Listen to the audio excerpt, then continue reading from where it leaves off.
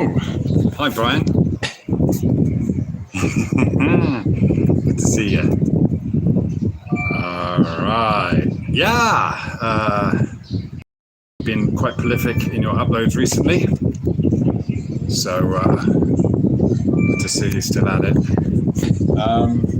I'm just a quick one really, unless we end up going off on one. I wanted to just share the garden, and let's just turn this around a second. There we go. I think this has been about a month or so now, so things are coming on nicely. Different lettuces in there. Can't remember what that one is. Hello, whale oil beef. We've got rocket there. So this is all pretty much ready. We started to eat this with our food. Thank you, Brian. There's basil over there, and the morning glory over here. Some other stuff growing there with a amongst a bit of rubbish, and I just threw that cup over the wall just now. Yeah, wheatgrass coming on. Okay, you got to eat from it every day. Yes, definitely. Yeah, we do. So even got some roses going, but they're kind of dying off now, and some other stuff here. It's just add some color. I think we've got is it oregano, I think. So yeah, coming on strong. Anyway, it's very hot in the sun here. Thank you. Yeah, it's kind of, oops, let me just turn the all right, I'm gonna plug in the thing here, so hopefully it's not too dark there. How you all doing anyway? Hope everything's good with you all. Tony T. Obviously. Okay. Yeah.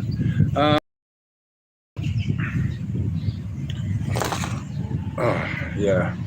You know, I was gonna do a kind of Q&A session maybe later on. It would be nice to have some actual discussions online. I'll have to do that from the PC. So to start with, it's just kind of like a shout out that I'll be doing that. Maybe later today.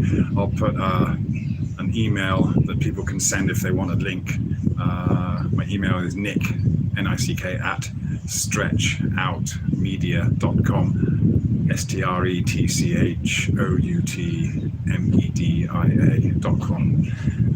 So I'll put that in this description as well for anyone that maybe wants to get a link to join a discussion later on. We haven't done one of those. I would welcome, all beliefs, as it were. You're chilling alone with tunes, I tell you. All right. Hi, Hippie Shake. Who else we got there? Dr. La. Sawadee Ka. Yeah. Tiger Bear. Oh, awesome. You are in, what's that? Australia, eh? I've been trying to figure out the southern stars. Looks like you've got a great garden. Thank you. No, I'm in Phuket in southern Thailand, so just above the equator. But I can see Polaris and the Southern Cross if I have a fairly unobstructed view. In fact, that's another video I'm looking at doing soon, because obviously when I tell people I can see the same stars all year round, which is actually true, which totally debunks the heliocentric model where 6 months apart the Earth's dark side should be facing a completely opposite direction. And so if you assume that the stars are fixed relative to our alleged motion, then there's no way we should be seeing the same stars every night all year round. It does change, obviously, but this is simply because the way the stars move and the sun moves are out of sync. They're not in the same they're not doing exactly the same movements, which in itself is proof that it's not the Earth moving that creates star trails, because otherwise the sun is supposed to be fixed in the model as well, or relatively fixed compared to the Earth. So if that were the case, then we should see everything moving in the same way, because it's all supposed to be like a fixed background, and the stars are supposed to be pretty much fixed, aren't they? But that's the thing. In reality, the cycle of the sun, it has its own time. The moon has a very, very similar time, but the stars are on a slightly different time. So that's, of course, why you only see the stars when it's dark, right? So there are certain times of year when you don't see certain stars, because they are, you're in daylight when those stars would be in your view. Another thing is if you think about star trails, whether you're looking at the south or the north apparent rotation, what you often get, depending on your location, is there is always going to be part of that circle that's beneath your horizon. And of course, it's assumed that you have to go around this curve to be able to see it. But again, it's just perspective with local lights above us. But of course, that's another thing where if the stars are doing circles, depending on which way you're looking, then of course, there's going to be times when you can see these trails because it's nighttime while they're above the horizon. But then there's going to be times when, because the sun and the stars are following different time cycles, then there are times when those stars are going to be below the horizon, just because that's where they are on their cycle during the time that you look. So it's and this relates to this notion about equatorial mounts as well. If you put an equatorial mount, the thing is, it works perfectly on a level Earth. The only difference with an equatorial mount, for example, might be pointing this way to, say, the southern stars, and then the assumption is that the totally opposite direction that it's pointing is towards the northern stars. In reality, polar alignment is just this getting a parallel alignment. But of course, the local lights in the sky will always be just beyond the horizon. There's a limit to where we can see. So, for example, from here, I can see to Polaris and I can see to the southern stars, but I'm not going to see the stars that are cycling on their cycle below those stars. I'll see the ones that are in their cycle as they are above the horizon, and that would just then depend on my latitude. And the closer I got to north, the more of that full circle of stars I would see, and the same with the south.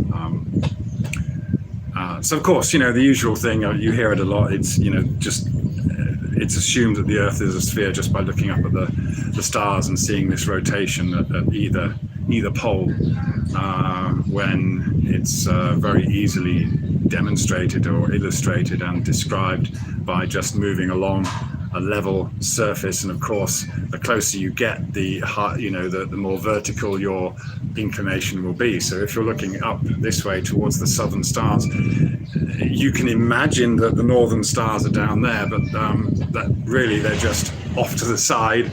And as you get closer, as you move closer to them, then they will come into view just as we see the sun do. Yeah. So for video, but well, maybe I can't see any. Wow, sorry, you've been chatting away. Yeah, I'm doing it on the phone here. Don't always see the chat come up. Right, who we got? Okay, let's just have a quick look, see who's in there. Oh, you misplaced my accent. Tiger. I'm unfortunately. YouTube, hello. Tony is in Huddersfield. That's right, Hippie Shake. Thank you for the for providing my bio there. God's watching this flat Earth. Exactly. Okay. Hello. Yeah, Emerald Rider, and don't forget parallax or lack thereof. Yes, absolutely, mate. Yeah, and it's funny, isn't it? Because, you know, we've all seen it, the same old arguments come in. I had one the other day insisting that gravity is different at different latitudes, and it all correlates to the model. And it's like, no, you've got a model that says it should be like that, because obviously the weight of something should be different if the Earth is spinning and there's an equator and it's spinning faster. But in reality, it's not like that. The weight of something, a weight of a mass in the air, is simply down to, well, it's because it's in a less dense medium. It doesn't, you know, the fact that you can drop things doesn't prove the shape of the Earth in any way. Of course, if you're able to measure the rate of acceleration, that's a starting point for mathematical models. So that's why it's used, because then with the ability to measure the time that something takes to drop, and you can round it off to 10, and then correlate that to the movement of the stars and what have you, you would appear to have the answers to life, the universe, and everything. This godlike gravity force that has its own will, but no, you see it all the time, and it's such a, it's I still don't, it's a shame really. I get short-tempered with these guys that come along. Well, again, you need an open mind, don't you? Because people insist, they come along insisting that the answer that they've been taught, the explanations that they've been taught, are the truth, and there is nothing else that can ever be considered. So, you know, where do you go with someone like that? Even if you reply to demands to explain this or explain that, and even try to explain that explanations mean nothing. They don't prove anything. But it's kind of, it's a waste of time, isn't it? Sometimes dealing with people that it's very bigoted, really, and it's the kind of discrimination that we see prevalent all over the place with everything that's going on. So, who else have we got in there? Corey, hello. I'm well, thank you. Thank you very much. Yeah, Ralph Pruget. Can't be unseen. It's fascinating. Yes. Isn't it strange that falling stars are never seen from the horizon up? Absolutely right, yeah. Always down. And they call them, in Thailand, they call them Dao Tok. So it means basically star falling. It's not, there's no, it's not shooting star or something like that. They fall. So, yes. Tiger Bear, I've heard about the leasing effect of the sun in the south, but it would be leasing. But it would be amazing to actually see it myself. I'm not sure what you mean by leasing. Okay. All right, could be pieces of the dome. Yeah, now, I was thinking about this one as well. Obviously, comets come around from time to time, and they are predictable as well. And of course, these would appear to fit with the idea of a heliocentric model, this comet that's somehow orbiting the sun and coming around every few hundred or few thousand years. Lensing. Oh, I see, Tiger Bear. Yeah. So the way I see comets. Now, if you watch a comet with a time exposure, it is quite fascinating because the sky is moving, the entire sky is moving, and the comet is moving with the sky, so it seems like this moving background. As time goes by, the comet does what other celestial bodies do, and it obviously it's making its own path. So I'm just what you're saying, Hippie Shake 29 kind of ties into this, because obviously you look up, especially with time exposures, and you look up, and you see everything appearing to move in this uniform motion. So yes, it's perfectly understandable, and you could even say logical, to assume that that we are moving and we are seeing the effects of being spun around, but we have no idea what the stars are. We have no idea about the creation of this place. But what is obvious is there is intelligence behind that creation. There seems to be a purpose, and the purpose is obviously for life to flourish. And I know, of course, the explanations are all there, but so things like comets, they exist. I'm not assuming that people make CGI comets and things like that. Whatever they are. Whether they're actually balls of ice is obviously a bit of a leap of faith to make. But for example, Halley's Comet, or Halley, however you say it, Halley's Comet, and there was another one fairly recently that appeared. Well, what if they are in fact going around in the sky, but they are markers of a level Earth that is vast and massive in expanse, that it takes hundreds or thousands of years to do a circuit. Yeah, all the luminaries are doing their own circuits. The so-called outer planets take a long time to do their orbits of the sun, if that's what they're actually doing. And so, this is all, I say plausible, but of course, when it comes to the mystery of life on Earth and the universe, then, well, anything's plausible, isn't it? Because there's nothing we can really know, and it's totally mysterious.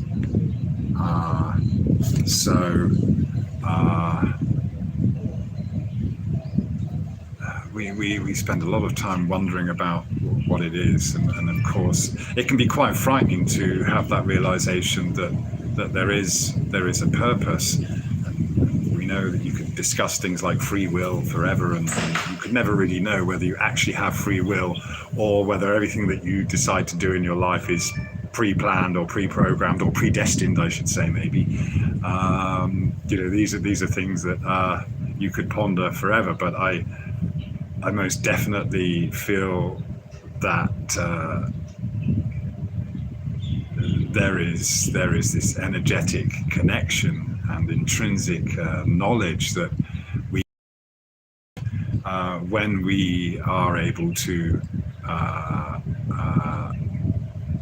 not be distracted by everything that's put around us as distractions. I'm sure you all know that. That's why we are where we are at the moment. And so it is a shame. It is a shame to deal with people that haven't even got to that stage of,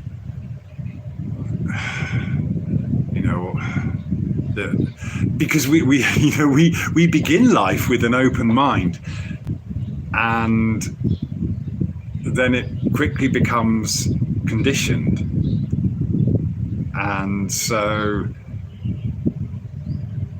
it's very difficult, isn't it, to look beyond the programming, and I suppose a lot of people just never get the chance to do that. And it does take effort. It does take, sometimes a situation comes up where you're forced into a situation where you don't have distractions. You're forced to be alone with your own thoughts, because a lot of the time we'll just spend our existence or waking hours trying to be distracted from the moment, from our own thoughts and things, because it is frightening.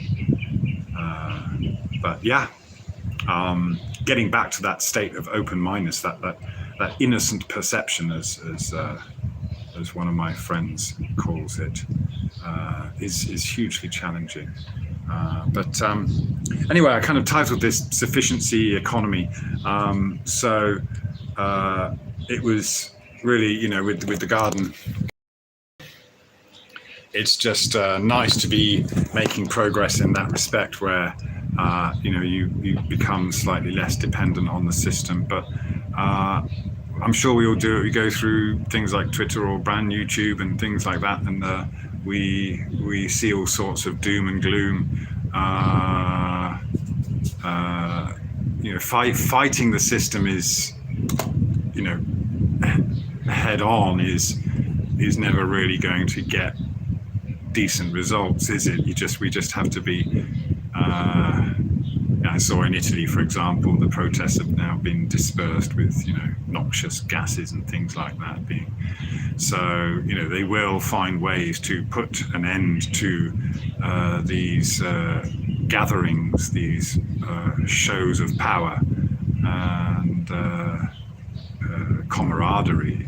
In Italy, it was great because you had the port workers coming together, and then you had other people in the community bringing them food and things so that they could camp out and they could remain kind of on display as being on strike.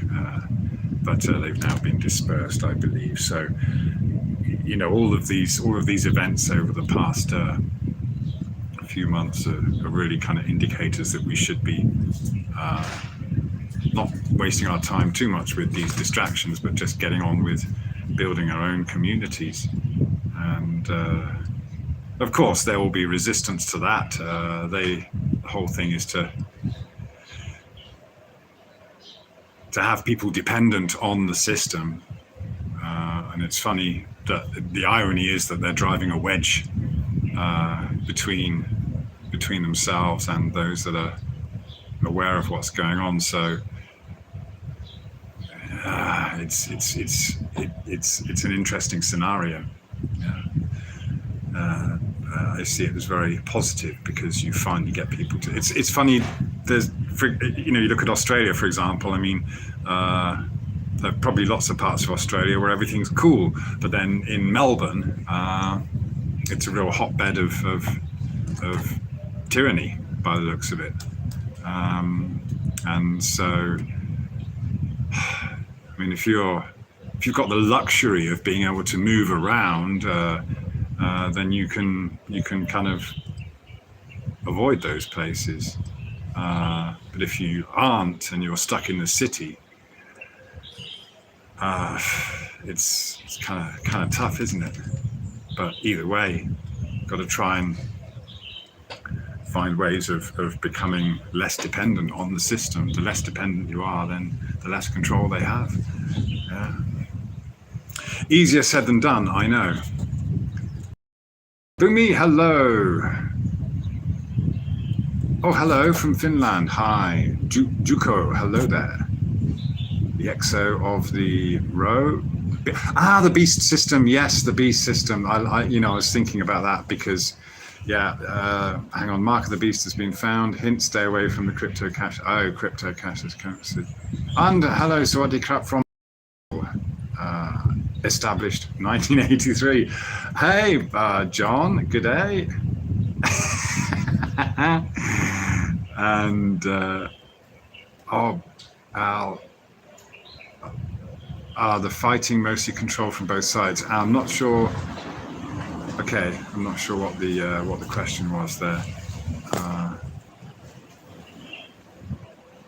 What's that? God's watching this fat earth. The wife and I are praying for you, brothers and sisters who live close to the wall. Which wall are you talking about?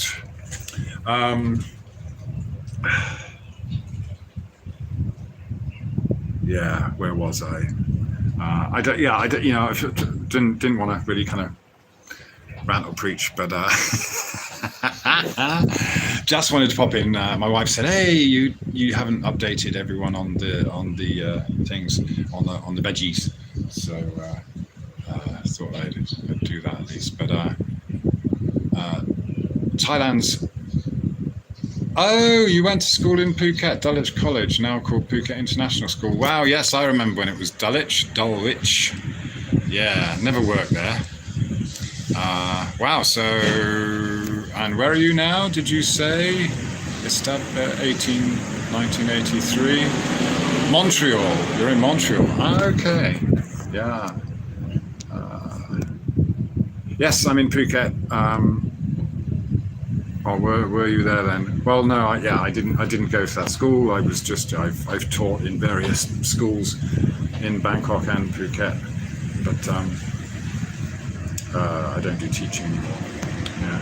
So I must say thank you very much to those of you who have come along and are being Phuket Word Patreons.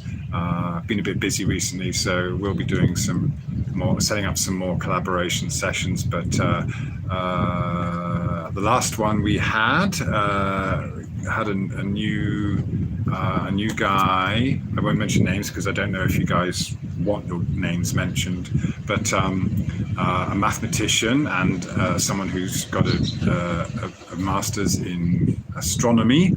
So this will be really nice to have some further discussions about that on how these things can be mathematically interpreted. So here's someone who's got a degree in applied mathematics and astronomy, and is fully on board with flat Earth. So it's it's great to be discussing that kind of thing. So again, it shows that those with an open mind and mathematical acumen can grasp that realization and can accept a surrender to that realization that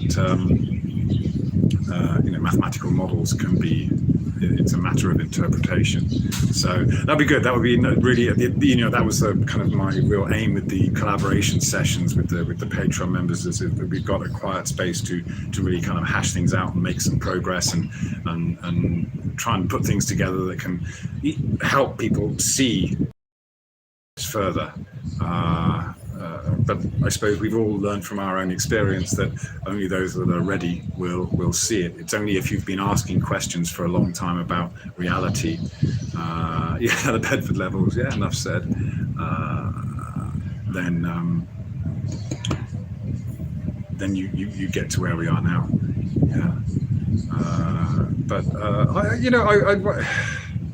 It's a shame. I end up kind of blocking these people that just insist on being bigoted. It's a shame because I would rather have proper discussion. I'm not looking to convert anyone, but at least